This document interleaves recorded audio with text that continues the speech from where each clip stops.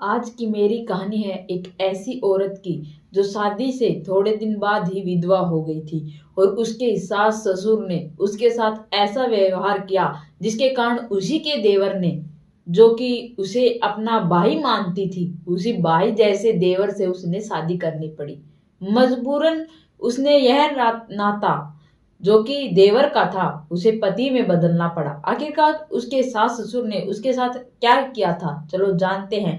लेकिन पहले आप मेरे चैनल को सब्सक्राइब कर लीजिए। बाद में आप लोग मेरे चैनल को सब्सक्राइब करना भूल जाते हो।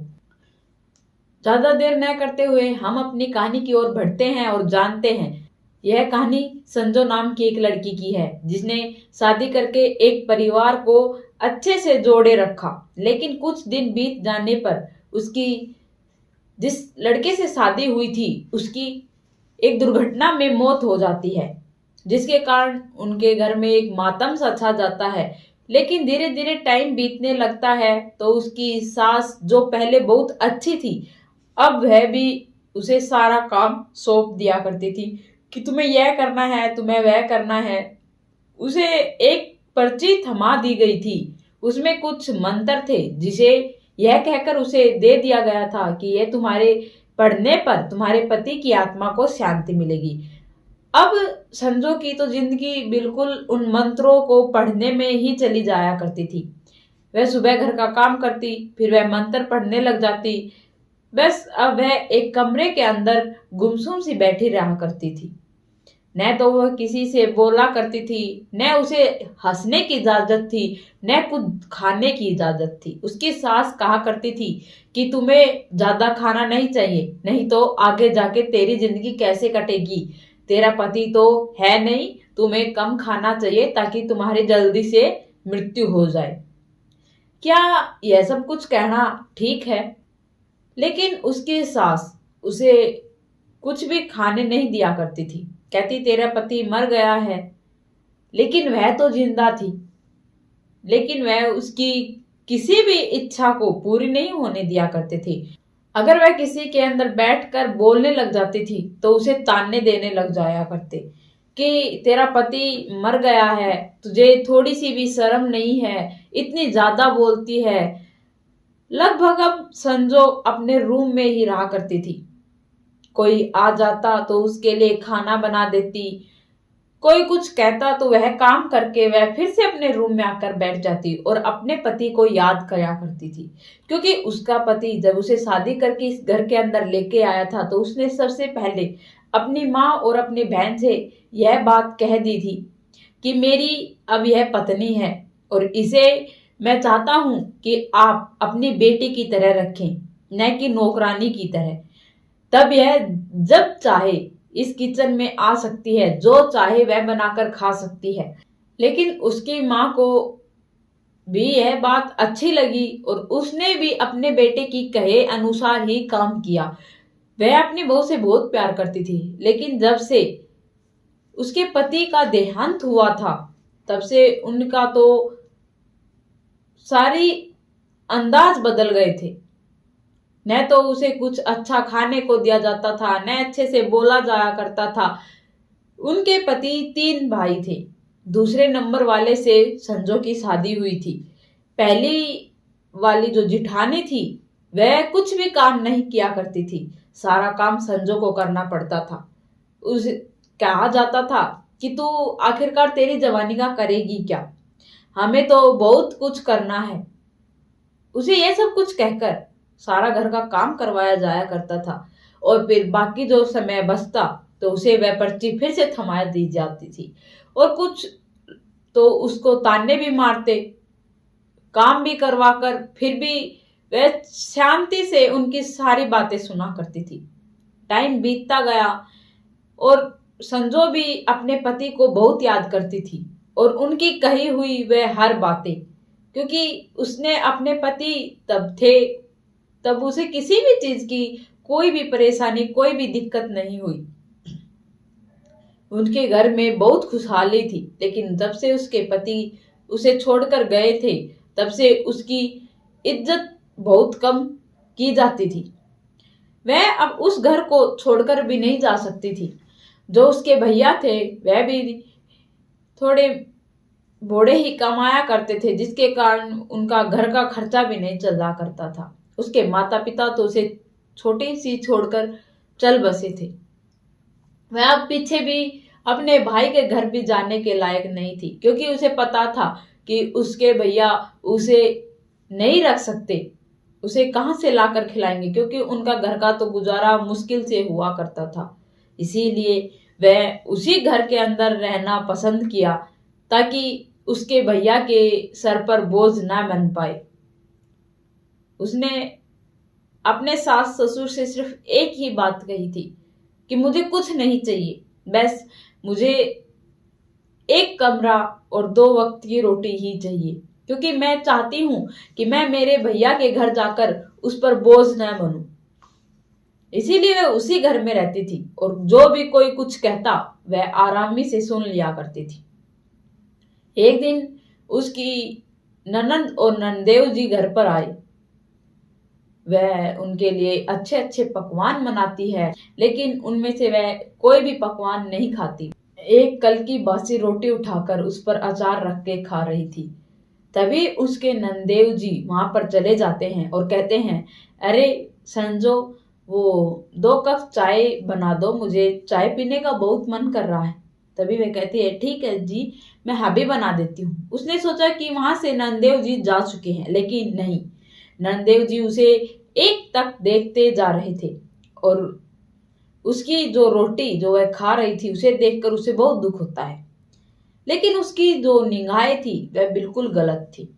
वह चाहता था कि मैं इसे पाल लूं, लेकिन तब उसका पति उसके साथ था, तब उसकी सभी इज्जत किया करते थे। उसे कोई भी गलत निगाहों से तो क्या, गलत विचार भी उसके बारे में नहीं सोचता था। लेकिन उसके पति के जाने के बाद अब तो उसके तरफ हर एक इंसान गलत निगाहों से देखता था। वो किसी ने सही कहा है कि पति के जाने के बाद पत्नी का जीवन बहुत ज्यादा कठिन हो जाता है। वैसे ही हो रहा था संजू के साथ। संजू भी अपनी जिंदगी बहुत कठिनाइयों से गुजार रही थी, लेकिन वह अपने पति को बहुत याद करती थी कि तुम होते तो क्या होता, अगर आज तुम होते तो किसी की भी इतनी हिम्मत नहीं होती कि कोई मुझे कुछ कह दे। लेकिन किस्मत ने क्या खेल खेला है, आपको उठाया, उससे पहले मुझे क्यों नहीं उठा लिया। वह यह सब कुछ सोचकर आंखें नम कर लेती है। तभी उसके देवर जी वहां पर आ जाते हैं और वह उनकी सारी बातें सुन लेते हैं, जो कि उसके जीजाजी उसकी भाभी को बोल रहे थे। वह यह सब कुछ देखकर कहते हैं, जीजाजी आपको दीदी बुला रही है। वह जीजाजी को भेजकर अपनी भाभी के पास जाते हैं और कहते हैं, भाभी आपने इसे कुछ कहा क्यों नहीं, एक चांटा लगाना था ताकि इसका दिमाग सेंटर में आता और आगे से आपसे बोलने से पहले 100 बार सोचता। तभी वह कहती है कि मुझे इस घर में रहना है, अगर मैं आज इस पर हाथ उठा देती तो यह घर का जमाई है, माँ और पापा मुझे धक्के मार के इस घर से बाहर निकाल देते, फिर मैं कहाँ जाऊंगी।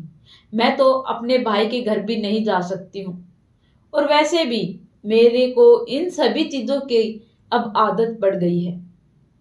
अब तो मेरी पूरी जिंदगी ऐसे सुन सुनकर ही गुजरेगी। लेकिन उसके देवर को यह सब कुछ अच्छा नहीं लगता है। वह ठान लेता है कि मुझे इस सभी का तोड़ करना ही पड़ेगा। लेकिन उसकी जो निगाहें थी वह संजो को अब अच्छी नहीं लगती थी। वैसे तो वह उसे भाई मानती थी, वैसे तो वह उसके उम्र के बराबर ही था, लेकिन वह उसे अपने छोटे भाई से भी ज्यादा प्यार करती थी। वह नहीं जानती थी कि उसके साथ अब क्या होने वाला है, लेकिन उसे यह पता था कि उसके देवर जी हैं वो अब उसे कुछ अलग नजरों से देखते हैं। एक दिन उसकी सास आग बबूला होते हुए उसके पास आती है और कहती है, मनुष्यत मेरे एक बेटे को तो खा गई है, अब क्या तू दूसरे को भी खाएगी। संजू को कुछ समझ नहीं आता। वह कहती है, माता जी आखिरकार हुआ क्या, आप प्लीज मुझे शांति से बैठकर बताइए। तभी वह कहती है कि तेरे जो देवर हैं वह कह रहा है कि वह तुझसे शादी करेगा।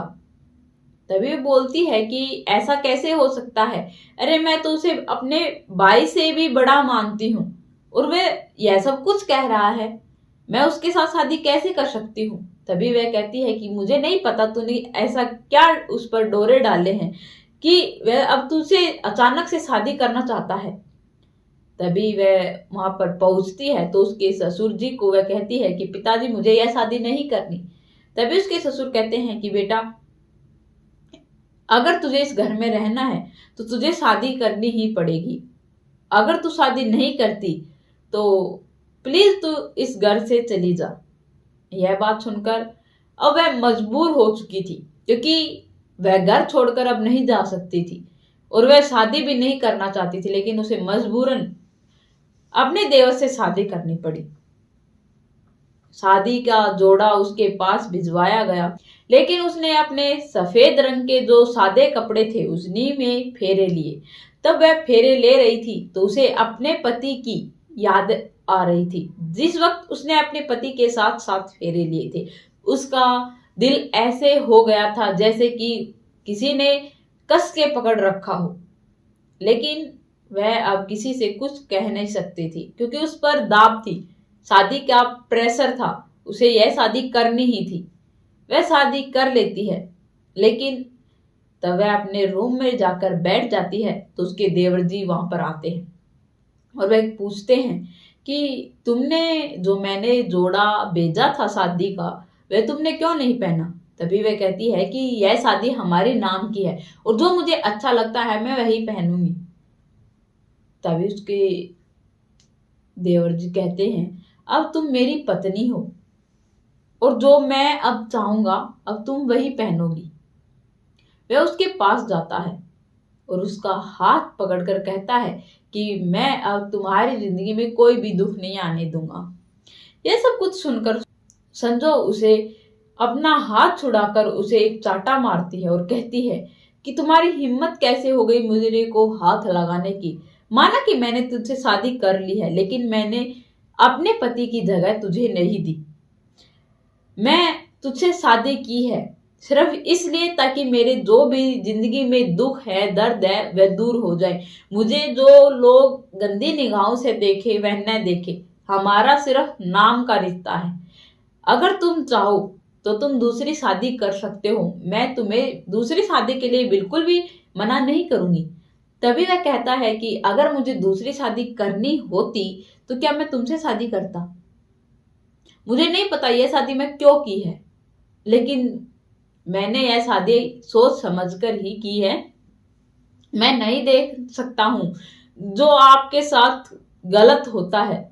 आपको न तो अच्छे से खाने दिया जाता है, न अच्छे से रहने दिया जाता है और ना अच्छे से जिया जाता है। आपके पास हर वक्त कोई ना कोई काम आपको थमा देते हैं, हर वक्त आपको तानों से मारते जाते हैं, जो कि मुझे बिल्कुल भी अच्छा नहीं लगता। इसीलिए मैंने तुम्हारे से शादी की है। और हाँ, अगर तुम इस रिश्ते को एक्सेप्ट नहीं करना चाहती हो तो ठीक है। वह अपना पिलो उठाकर वहीं पर पास में एक सोफे पर जाकर सो जाता है। कुछ दिन बीत जाते हैं, लेकिन संजू अपने रिश्ते को नहीं अपनाती। वह अपने पति को बहुत याद करती थी। तब भी उसके देवर घर पर आते तो वह अपने पति की फोटो अपने छाती के लगाकर बहुत रोती, बहुत प्यारी प्यारी बातें करती, उसे की फोटो को चूमती, जो कि उसके देवर को बिल्कुल भी नहीं पसंद था। धीरे धीरे टाइम बीतता गया, लेकिन संजो इस रिश्ते को अपनाने के लिए बिल्कुल भी राजी नहीं थी। एक दिन तो रोहन उसके देवर को बहुत गुस्सा आता है। रोहन इतना आग बुबला हो जाता है कि उसका हाथ पकड़कर उसे लाल रंग की चूड़ियां पहनाने लगता है और कहता है कि अब तुम यही चूड़ियां पहने रखोगी। इतने दिन हो गए मैंने इंतजार करते करते, लेकिन तुम हो जो कि मेरी फीलिंग्स को समझती ही नहीं हो। अगर तुम मेरे साथ ऐसे ही रहना है तो कब तक रहोगी, और आखिरकार मेरा जो हक है वह मुझे कब तक नहीं दोगी। वह उसके साथ पूरी रात अपने प्यार का ऐलान करता है। कुछ दिन बीत जाने के बाद उसके प्रेग्नेंट होने की न्यूज सभी के सामने आती है। सभी बहुत खुश हो जाते हैं और उसकी सेवा में लग जाते हैं, क्योंकि एक छोटी सी जान की आने की खुशी उन लोगों को सहन नहीं होती। वह बहुत खुश हो जाते हैं। और अब तो रोहन भी दिन में न जाने कितनी बार संजू को फोन किया करता था कि तुमने जूस पिया कि नहीं पिया, तुमने खाना खाया या नहीं खाया। ऐसी बहुत सी चीजें जो नजरअंदाज नहीं किया करता था। टाइम से घर आना, उसको बार बार फोन करके पूछना, उसकी बहुत केयर किया करता था। यह सब कुछ देखकर अब संजू भी उससे बहुत प्यार करने लगी थी। वह नहीं जानती थी कि वह गलत कर रही है या सही, लेकिन उसका जो व्यवहार था वह देखकर और उसका प्यार देखकर अब वह पागल सी होने लगी थी। अब उनकी जिंदगी अच्छी खासी चल रही थी और उसने एक लड़के को जन्म दिया। लड़के का नाम रिहान रखा। सभी घर में बहुत खुश थे। और अब तो संजू और रोहन का रिश्ता भी बहुत पक्का हो गया था। अब संजू बहुत सजी सिंगरी रहने लगी, अच्छे अच्छे कपड़े पहनती। कुछ दिन बीत जाने पर उनकी शादी की सालगिरह आ जाती है। उनकी दूसरी शादी की सालगिरह थी, इसीलिए रोहन ने एक बहुत बड़ी पार्टी सरप्राइज रखी और संजू के लिए एक अच्छी सी साड़ी लेकर आया जो कि बहुत अच्छी लग रही थी। संजू भी उसे पहनकर बहुत सुंदर लगी और केक काटने के लिए नीचे हॉल में पहुंचे। वह पार्टी को देखकर बहुत खुश हो जाती है और वह सोचती है कि भगवान जो भी करता है अच्छे के लिए करता है। पहले तो मैं इस रिश्ते को अपनाने के लिए मना कर रही थी, लेकिन आज जो मैं ये देख रही हूं, मुझे अब बहुत ठीक लग रहा है कि मैंने जो भी किया वह बिल्कुल ठीक किया। चारों तरफ से हैप्पी एनिवर्सरी की पुकार सुनकर वह बहुत खुश हो रहे थे और वह अपने केक काटने ही जा रहे थे, तभी उनकी डोरबेल बजती है। डोरबेल बजी सुनकर उनकी माँ डोरबेल खोलने जाती है। तब वह डोरबेल खोलती है तो देखती है कि उसके बड़े बेटे रोहन के बड़े भाई वहां पर आ चुके थे। वह उन्हें देखकर एकदम से सहम सी जाती हैं और उनकी आवाज भी नहीं पड़ पाती। इसीलिए वह उसके पास जाती है और उसे गले लगा लेती है और जोर जोर से रोने लगती है। दूसरी तरफ राहुल, जो कि बहुत दिनों के बाद लौट कर आया था, किसी को भी उसके जीने की कोई भी आस नहीं थी। वह उसे देखकर जोर जोर से रोने लगते हैं। दूसरी तरफ संजू, जो कि अपने पति को देखकर बिल्कुल सहम सी गई थी, क्योंकि उसकी जिंदगी अब उथल पुथल होने वाली थी। उसने अब रोहन से भी शादी कर ली थी। और दूसरी तरफ राहुल, जो कि मौत के मुंह से बचकर उसके पास आया था। पूरे 2 साल के बाद वह वापस उससे मिलने घर पर आया था। किसी को भी नहीं पता था कि वह जी रहा है या मर रहा है, क्योंकि न्यूज में यह सब कुछ क्लियर हो गया था कि जिस प्लेन से वह विदेश जा रहा था वह प्लेन क्रैश हो गई थी और उसमें जितने भी यात्री थे उनकी मौत हो चुकी। इसीलिए उन्होंने बहुत मातम मनाया था, बहुत रोए थे, लेकिन उन्हें नहीं पता था कि उनका बेटा आज भी जिंदगी और मौत के मुंह से बचकर उनके पास आएगा। अब तो संजू बिल्कुल ऐसी हो गई थी जैसे कि पत्थर की हो। न तो वह बोल पा रही थी न हिल पा रही थी।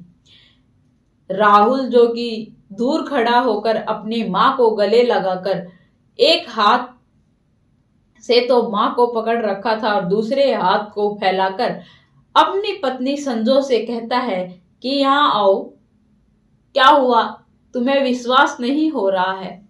लेकिन वह इस दुविधा में थी कि अब हमारी जिंदगी में न जाने क्या होने वाला है, क्योंकि अब यह सब कुछ उसे कैसे सहन होगा कि उसकी पत्नी ने उसका इंतजार नहीं किया, बल्कि उसने उसी के भैया के साथ शादी कर ली।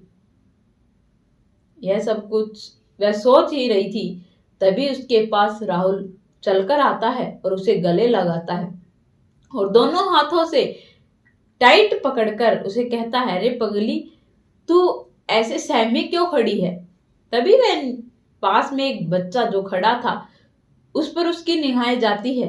वह जो कि संजो को मम्मी मम्मी बोल रहा था, तभी वह उसे उठाकर अपनी गोद में लेकर चूमने लगता है, क्योंकि वह सोचा कि यह मेरा ही बच्चा है। तभी वह कहता है, संजो, अपना बच्चा इतना बड़ा हो गया। यह सुनकर संजो के आंखों से आंसू बहने लगे। वह यह सोच रही थी कि अगर अब राहुल को यह पता चलेगा कि यह बच्चा इसका नहीं है तो इस पर क्या बीतेगी। लेकिन वहां पर जितने भी लोग थे वे धीरे धीरे वहां से जाने लगे। अब तो उनके घर के परिवार के ही लोग बचे थे।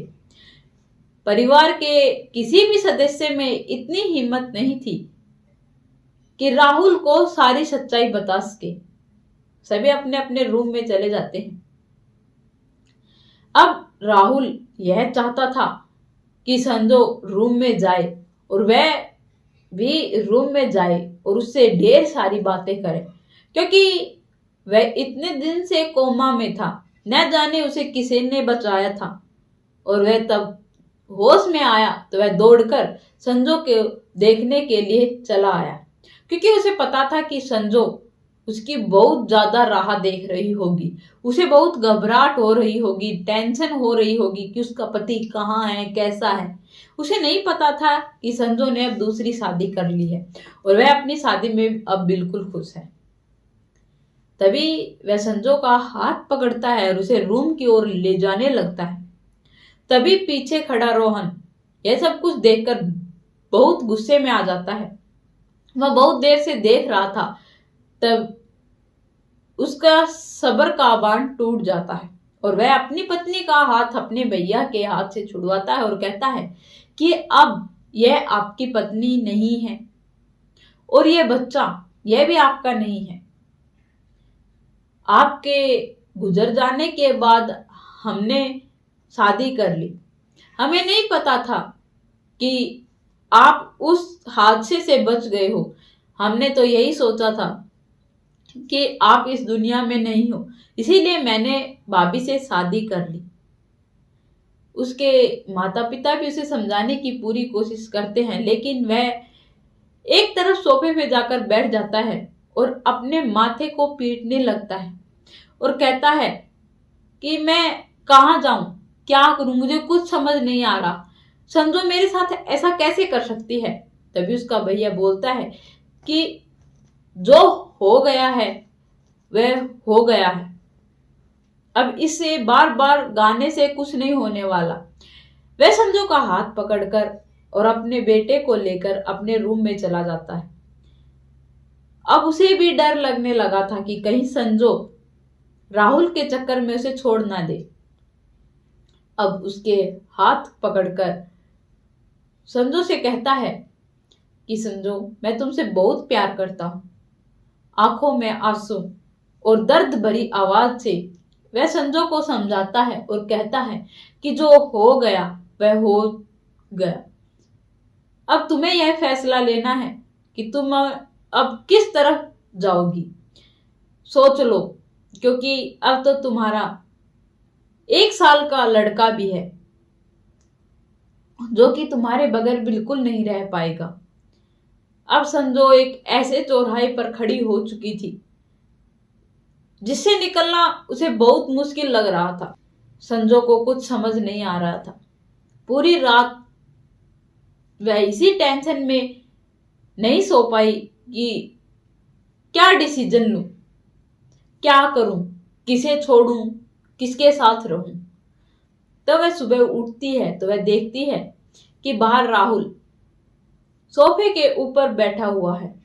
वह दौड़कर संजो के पास आता है और कहता है, संजो, मैंने वकील से बात की थी, तो वकील से मैंने यह सब कुछ बताया कि अगर पहला पति के बारे में ऐसा पता चले कि उसकी किसी दुर्घटना में मौत हो गई है और उसकी पत्नी किसी और से शादी कर ले और उसका पति फिर से वापस आ जाए, तो उस लड़की का किसके साथ रहना सही रहेगा।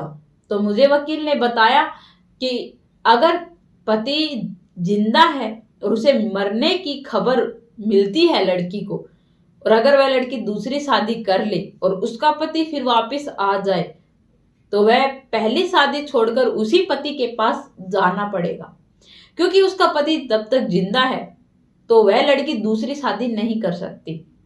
यह बात सुनकर अब संजो बहुत ज्यादा टेंशन में आ चुकी थी। तो दोस्तों, आप लोग बताओ कि संजो को क्या करना चाहिए, कि क्या उसे राहुल के पास जाना चाहिए या फिर अपने 1 साल के बच्चे और अपने पति रोहन के पास जाना चाहिए। कमेंट में लिखकर जरूर बताना। मैं आपके कमेंट का इंतजार करूंगी और मेरे चैनल को सब्सक्राइब करना और मेरी वीडियो को लाइक करना।